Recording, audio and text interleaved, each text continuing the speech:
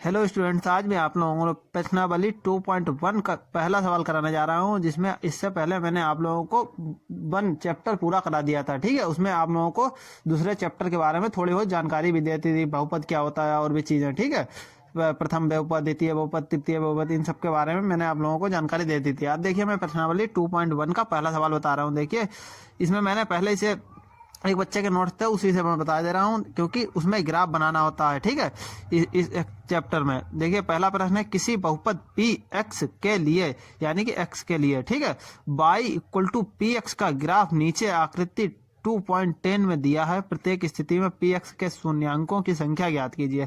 तो यानी कि पी एक्स के हमें एक्स घास एक्सेस से मतलब है, यानी कि यहाँ पे देखिए प्रत्येक स्थिति में पी एक्स के शून्यांकों की संख्या ज्ञात कीजिए, यानी कि पी एक्स पे हमें कितने बार काट रहा है। तो यह चित्र है, देखिए इसमें यह कहाँ पे काट रहा है, वाई अक्ष पे।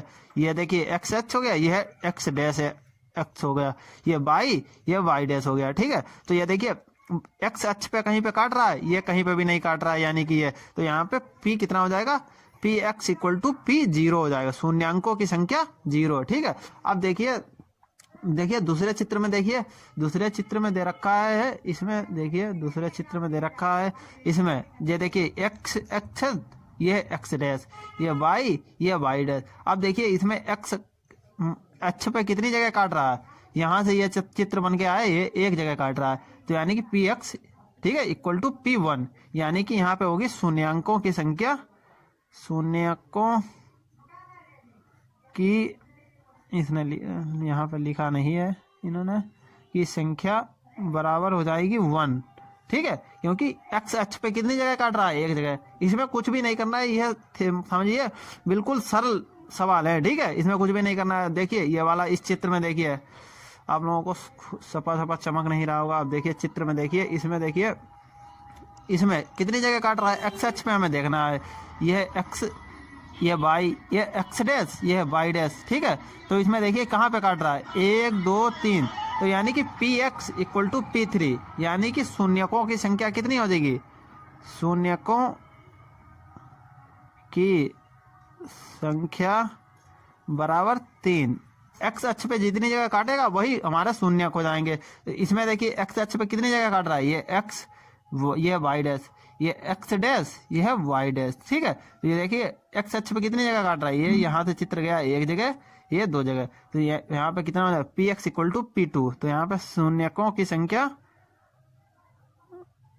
शून्यकों की संख्या बराबर 2। ठीक है, 2 जगह काट रहा है। अब देखिए तीसरा सवाल, देखिए अब इसके आगे वाला चित्र देखिए, आप लोगों के देखिए चित्र बने होंगे इसी प्रकार से। ठीक है, तो देखिए इस चित्र में देखिए कितनी जगह एक्स अक्ष पे काट रहा है, ये एक्स डैश, ये है वाई डैश, ये एक्स, ये y, x dash y dash. तो इसमें देखिए 1 2 3 4, यानी कि 4 जगह ये एक्स अक्ष पे काट रहा है, तो हमारा p x equal to p 4, तो यहाँ पे शून्यकों की संख्या हो जाएगी, शून्यकों की संख्या बराबर 4। ठीक है, अब देखिए इसमें देखिए यह कितनी जगह काट रहा है, देखिए यह इस तरीके से है, यह चित्र इन्होंने गलत बना दिया है, यह बिल्कुल छू के जा रहा है। ठीक है, यानी कि एक पॉइंट पे, अगर यह इस तरीके से जाता है इसके अंदर से, तो यहाँ पे 2 बिंदु होते, 1 2, इस तरीके से। अगर मतलब मैं यहाँ पे देखिए बना के दिखा रहा हूँ, ये देखिए इस तरीके से, अगर यहाँ पे इस तरीके से जाता है, इस तरीके से, तो 1 2, लेकिन यह किस तरीके से जा रहा है, यह एक जगह बिंदु, इस बिंदु पे छुआ और इसी से चला गया, तो यह 1 हो गया। ठीक है, ये देखिए 1 2 3, तो यह 3 आ गया, p x equal to p 3। ठीक है, क्योंकि यह देखिए यह बिंदु है, यह इस तरीके से एक बिंदु होगा, क्योंकि यह भी एक बिंदु होगा। ठीक है, इस तरीके से, तो देखिए 1 2 3, 3 बिंदु पे एक्स अक्ष पे काट रहा है, तो हमारे हो जाएंगे 3। ठीक है, ये एक्स डैश, ये है वाई डैश, ये एक्स अक्ष, ये वाई अक्ष, ये एक्स डैश एक्स, ये वाई डैश एक्स, तो यहाँ पे 3 जगह काट रहा है। और अगर यहाँ पे इस तरीके से होता, देखिए मैं चित्र बना के नीचे दिखाई दे रहा हूँ, ये देखिए x y, x dash y dash, अगर यह इस तरीके से जाता, इस तरीके से, तो यह कितनी जगह काटता, 1 2 3 4 5, तो पी एक्स इक्वल टू हो जाता पी 5। तो यहाँ पे शून्यकों की संख्या कितनी हो जाती? शून्यकों की संख्या बराबर 5। लेकिन यहाँ पे शून्यकों की संख्या कितनी होगी? देखिए यहाँ पे लिखेंगे शून्यकों की संख्या 3, क्योंकि देखिए 3 जगह काट रहा है, ये बिंदु है 1 2 3, तो यहाँ पे शून्यकों की संख्या बराबर 3। ठीक है, तो देखिए प्रश्नावली 2.2 का पहला सवाल है जिसमें दिया है निम्न द्विघात बहुपदों के शून्य ज्ञात कीजिए और शून्यकों तथा गुणांकों के बीच के संबंध की सत्यता की जांच कीजिए। तो इसमें देखिए पहला प्रश्न दिया है, तो सबसे पहले हम देखिए 2 सूत्र लिख लेते हैं जो बहुत इंपॉर्टेंट सूत्र है, जो आप लोगों के विकल्प में या इस प्रकार का सवाल पूछा गया, दो या 4 नंबर में सवाल पूछा गया तो आप लोगों के वो नंबर पक्के करा सकता है। ठीक है, तो इसमें देखिए 2 सूत्र हैं, उनमें देखिए सबसे पहले सूत्र है शून्यकों का गुणनफल। गुणनफल के लिए देखिए अल्फा इंटू बीटा बराबर C/A, और दूसरा सूत्र है शून्यकों का योगफल। ठीक है, योगफल अल्फा प्लस बीटा बराबर -B/A। यह 2 सूत्र बहुत इंपॉर्टेंट है, क्योंकि बहुत से बच्चे इन्हीं में कंफ्यूज हो जाते हैं कि शून्यकों का गुणनफल होता है या योगफल होता है। गुणनफल में क्या होता है? B/A होता है या C/A होता है, या योगफल में -B/A होता है या C/A होता है। ठीक है, तो हमें याद रखना है कि गुणनफल वाले में C/A होता है और योगफल वाले में -B/A होता है। ठीक है, तो इसमें देखिए सवाल में हमसे क्या बताया गया कि शून्य ज्ञात कीजिए।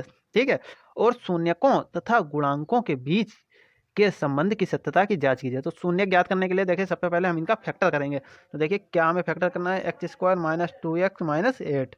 ठीक है, इसी प्रकार लिख लिया मैंने। अब देखिए x² को x² उतार लिया माइनस, अगर हम 4 में से 2 घटा दें, देखिए 4 - 2 कर दिया, तो देखिए 4 में से 2 गए 2 बचेंगे, यानी कि -2x। ठीक है, अब यानी कि 4 दूनी 8, तो यानी कि 8 भी आ रहा है, तो हमारा यह फैक्टर सही है 4 - 2, क्योंकि 4 में से 2 गए बचे 2। ठीक है, -2 आ जाएंगे। ठीक है, 2x। ठीक है, -2x, और 4 दूनी 8, 8 भी आ रहा है। अब देखिए x² को x² उतार लिया माइनस, 4x उतार लिया। ठीक है, 4x, माइनस और माइनस प्लस के 2x भी उतार लिया, -8 बराबर 0। ठीक है, अब देखिए अब इसमें क्या करेंगे, सबसे पहले x को मैंने बाहर ले लिया, इसमें से x को बाहर ले लिया, तो यहाँ पे क्या बचेगा, खाली x, माइनस इसमें से भी मतलब पूरे से x बाहर ले लिया है, तो x² में से x बाहर लिया, x बचा, फिर इसमें से 4x में से x बाहर लिया तो 4 बचेंगे। ठीक है, अब देखिए प्लस के 2 मैंने बाहर ले लिया, तो यहाँ पे x बचेगा। ठीक है, 2 चक्कू 8 माइनस के 4 बचेंगे। ठीक है, अब बराबर 0। अब देखिए ये सेम आ गया, तो x - 4 और x + 2। ठीक है, x + 2 बराबर 0। अब देखिए फैक्टर करना तो आप लोगों को आता ही आता है, मैंने फिर भी बहुत सरल तरीके से बताने पर, x - 4 यदि यहाँ पे लिख लीजिए, यदि x - 4 बराबर 0 लिख लिया तो x बराबर कितना आएगा, 4। ठीक है, अब देखिए, और यदि यहाँ पर कॉमन लगा लिए x प्लस ये वाले उतारे, x + 2 बराबर 0 कर लिया, तो x बराबर ये प्लस वाले इधर जाएंगे तो ये हो जाएंगे माइनस के, ये माइनस थे तो इधर आए प्लस के, ये माइनस जाए, ये प्लस के इधर जाएंगे माइनस के। ठीक है, ये देखिए x - 4 बराबर 0 और x बराबर ये वाला इधर भेज दिए माइनस के, तो यहाँ पे प्लस के हो गया x बराबर 4, यहाँ पे प्लस के माइनस x + 2 थे, 2 इधर भेजे, माइनस के 2 उतर आए। ठीक है, अब इसमें कोई समस्या नहीं होनी चाहिए इतने में, देखिए इसमें तो कोई समस्या नहीं है, सीधे सीधे फैक्टर कर लिया हमने। अब देखिए इसे मैंने मान लिया अल्फ़ा, x बराबर 4 को मान लिया अल्फ़ा बराबर 4। ठीक है, लिख लिया, कोई इसमें समस्या नहीं है। ठीक है, लेट कर लिया यहाँ पे लेट, ठीक, माना यानी कि माना। ठीक है, अब इसे x बराबर -2 को मैंने मान लिया बीटा बराबर -2। ठीक है, अल्फा बराबर 4 बीटा बराबर -2, चाहे इसे बीटा मान लें, बीटा बराबर 4 और अल्फा बराबर -2, इसमें कोई समस्या नहीं है, किसी को भी अल्फा मान सकते हैं, किसी को भी बीटा मान सकते हैं।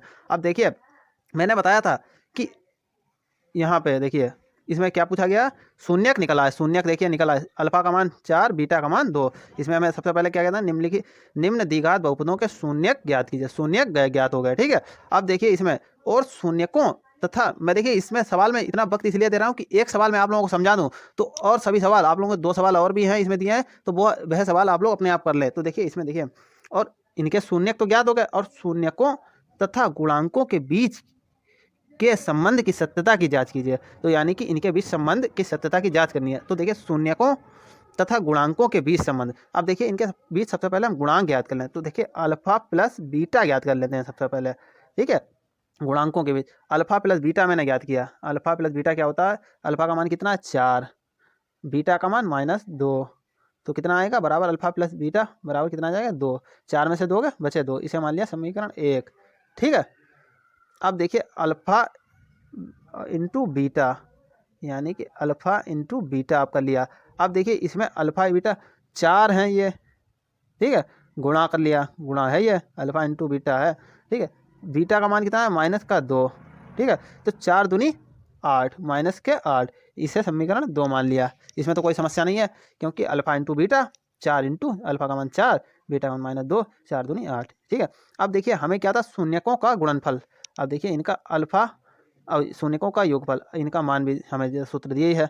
अब इनसे सूत्र से करके देखते हैं, यानी कि अगर शून्यकों का गुणनफल सूत्र से और गुणांकों से जो हमने सीधे सीधे करे हैं गुणांक से, अगर इनका मान बराबर आ गया तो हमारा संबंध ठीक आएगा, यानी कि सत्यता की जांच हो जाएगी, यानी कि सही है।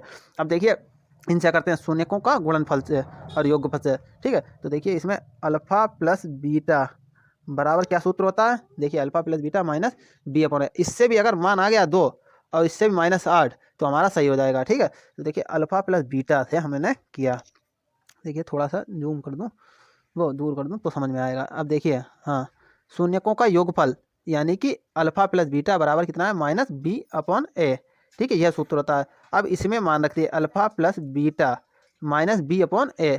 बी का मान कितना है, देखिए बी का मान है -2 और ए का मान है आगे 1, ठीक है। 1 आगे कुछ भी नहीं संख्या होती तो 1 होता है, ठीक है, गुणा में। तो बी का मान कितना है -2। अब देखिए माइनस यहाँ पे पहले से है तो ये वाला माइनस। अब बी का मान कितना है -2, तो माइनस और माइनस प्लस यानी कि 2, और ए का मान कितना है 1, तो यानी कि अल्फा प्लस बीटा बराबर 2, यानी कि देखिए समीकरण अल्फा प्लस बीटा बराबर 2 यहाँ पे भी आया, अल्फा प्लस बीटा बराबर 2 यहाँ पर भी आया, यानी कि समीकरण इसे 3 मान लिया, समीकरण 1 बराबर 3 आ गई है, ठीक है। और यहीं पे देखिए मैं करके बता दे रहा हूँ, क्योंकि अगले पेज पे फिर दूर दूर हो जाता है तो समझ में नहीं आता। अब देखिए दूसरा सूत्र क्या था, हमें शून्यकों का गुणनफल। गुणनफल अल्फा बीटा बराबर क्या है सी अपॉन ए, सी अपॉन ए से करते हैं। तो अल्फा बीटा सी का मान कितना है -8, देखिए इसे ए एक्स स्क्वायर, यह तो आप लोगों ने देखिए सूत्र सुना ही होगा, A X square plus B X plus C, ठीक है। तो देखिए यहाँ पे सी का मान -8, बी का मान -2, ए का मान 1, ठीक है। तो देखिए सी का मान -8 दिया है, तो देखिए सी का मान है -8 और ए का मान कितना है 1, यानी कि 1 उतार लिया। तो अल्फा बी इंटू बीटा का मान कितना है -8, ठीक है, -8। और देखिए इसमें भी अल्फा इंटू बीटा का मान कितना है -8।